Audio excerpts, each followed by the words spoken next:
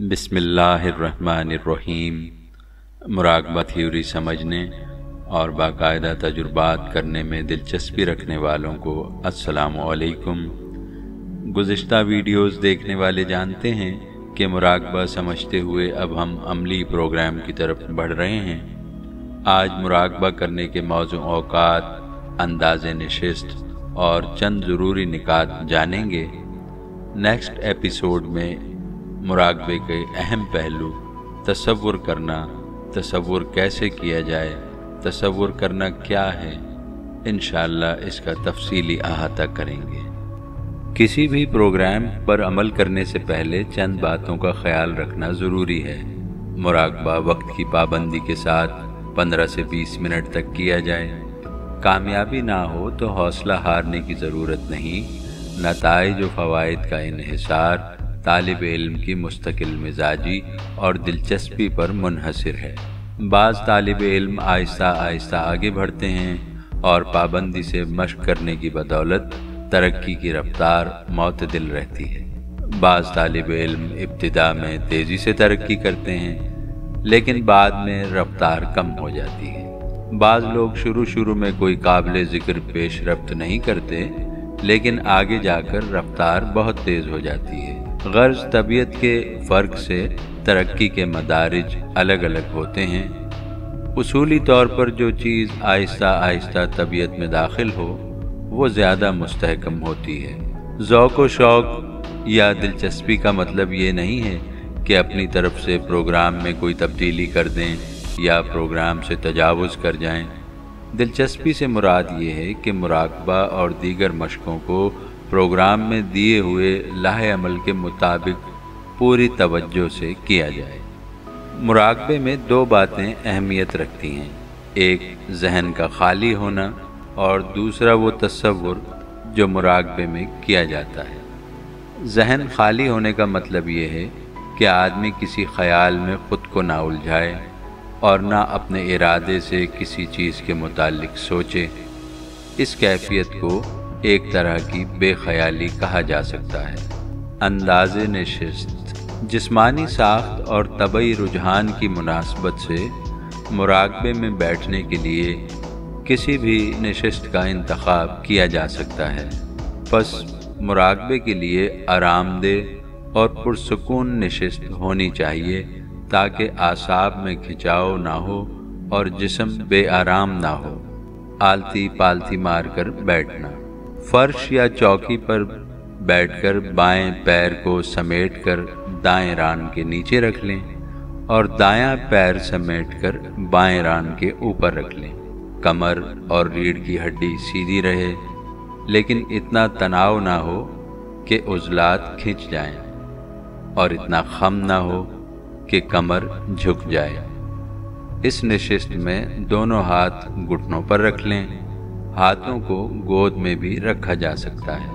दो जानू बैठना। जिन लोगों को आलती पालती मारकर बैठने में मुश्किल हो वो नमाज की तरह दो जानू होकर बैठ जाएं। इस नशिस्त के लिए भी ज़रूरी है कि कमर में ना तो खम हो और न कमर तनी हुई हो, बल्कि ऐसी आरामदेह हालत होनी चाहिए जिसमें गर्दन और कमर के पट्टों पर दबाव न पड़े। एक तरीका यह है कि कूलों के बल बैठकर दोनों पैरों को समेटकर खड़ा कर लें और दोनों हाथों को हल्का बनाकर घुटनों के ऊपर रख लें या घुटनों के गिर्द हल्का बना लें। इस अंदाज में ऊपरी धड़ ज़रा आगे को झुका होता है। इस अंदाज़े नशिस्त में एक आम शख्स तवील वक्फे तक बग़ैर किसी जिस्मानी तकलीफ़ के मुराक़बा कर सकता है। मुराक़बा कुर्सी पर बैठकर भी किया जा सकता है, लेकिन ये ख्याल रखना ज़रूरी है कि कमर सीधी रहे और पुश्त से टेक इस हद तक न लगे कि नींद आ जाए। इसी अंदाज़े नशिस्त में चौकी, तख्त या सोफ़े पर बैठकर भी मुराक़बा किया जा सकता है। चौकी या तख्त पर बैठने के बाद कोई तकिया गोद में रखकर उस पर हाथ रख लेने चाहिए ताकि जिस्मानी सुकून में खलल न पड़े। बाज़ मुराक़बे पुश्त के बल लेट कर भी किए जाते हैं। لیکن لیٹ کر مراقبہ کرنے میں خامی یہ ہے کہ ذہن پر نیند کا غلبہ ہو جاتا ہے اور مراقبے کا مقصد پورا نہیں ہوتا۔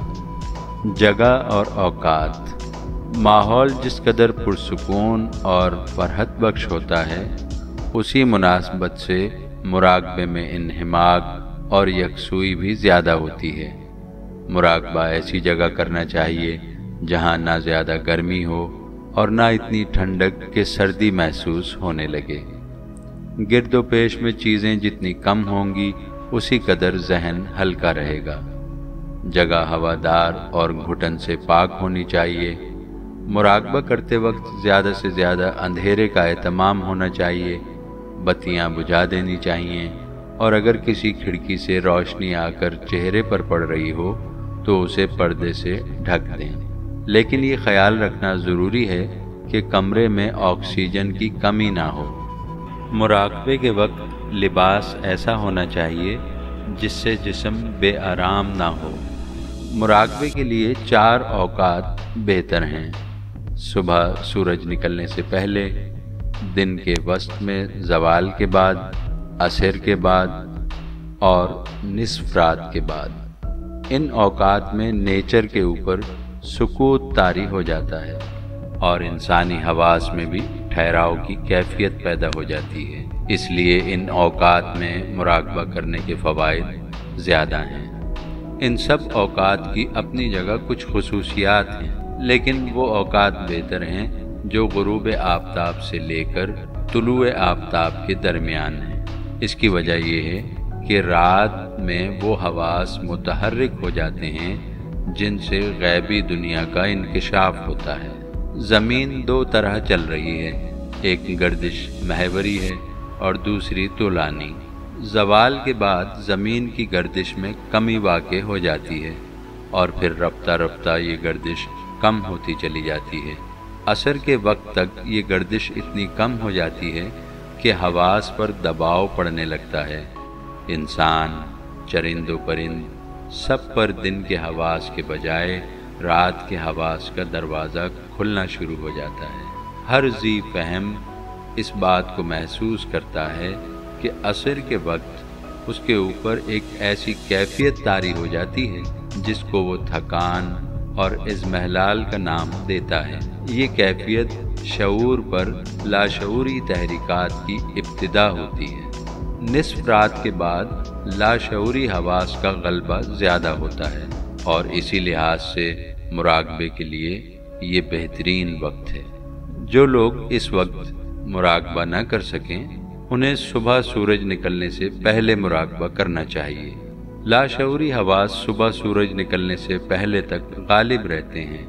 سورج نکلنے سے پہلے مراقبہ کرنے کا بڑا فائدہ یہ ہے کہ رات کی نیند دن بھر کی تھکن کے اثرات اور دماغی اضمحلال دور کر دیتی ہے اور مراقبے کے وقت یکسوئی حاصل ہو جاتی ہے۔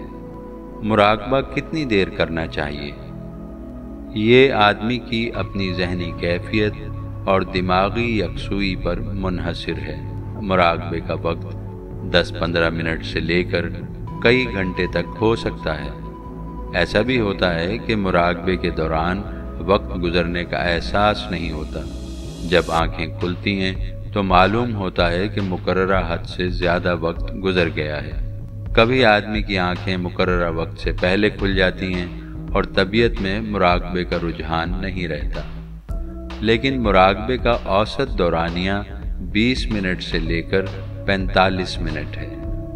مراقبے کے لیے جو وقت بھی مقرر ہو اس کو پوری طرح استعمال کیا جائے۔ نہایت سکون اور اطمینان سے مراقبہ شروع کیجیے۔ خود کو ہر طرح ذہنی یکسوئی کے لیے تیار کر لیں۔